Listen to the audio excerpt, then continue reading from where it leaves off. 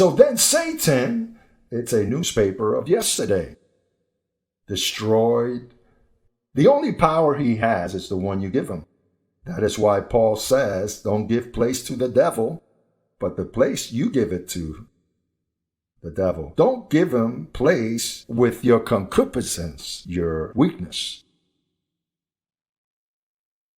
Second letter to Corinthians 2:11.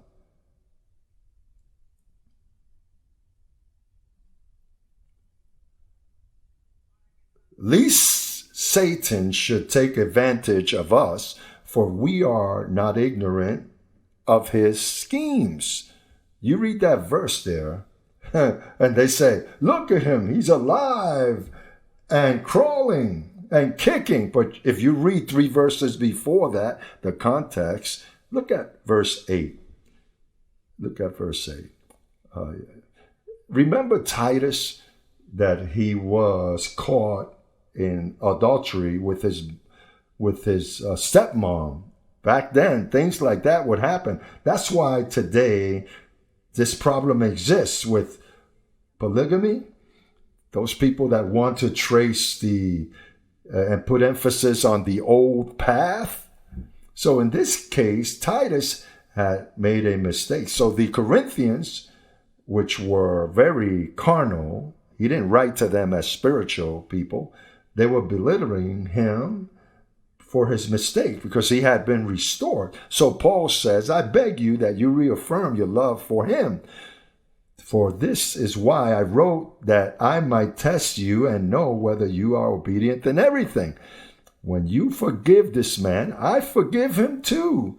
If I have forgiven anything, it is for the sake of you in the person of Christ, so that no advantage would be taken of us by Satan. You see, how does Satan take advantage when you don't forgive a brother and you want to destroy him because you find out of one of his weakness?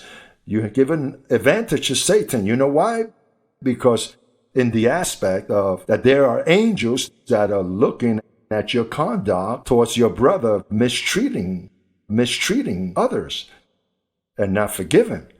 So then when you judge in that way, that person you judge has his angel also. And that angel will make you go through some stuff that you can't even figure it out. You don't know why you're going through what you're going through, and it's because you mistreated someone in the past, and you hurt someone, and you stepped all over them, and you hurt them.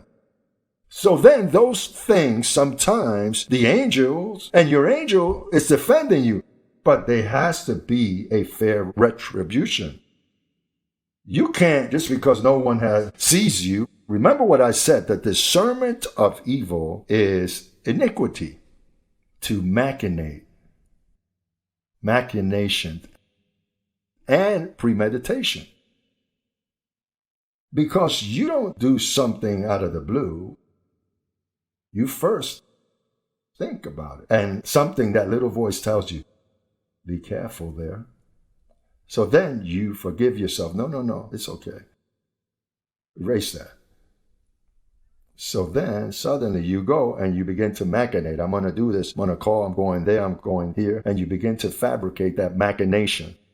So then when you get to the intent, remember when Moses said, with committing adultery, you should be stoned and you're guilty. But I say, because a new covenant was coming, with just desiring her in your heart, or desire him, with desiring him or her in your mind, you have committed it. Why? Because you've already fabricated the iniquity. The intent is what's needed to be executed. Now, to think about it brings consequences. And when you execute it, other consequences.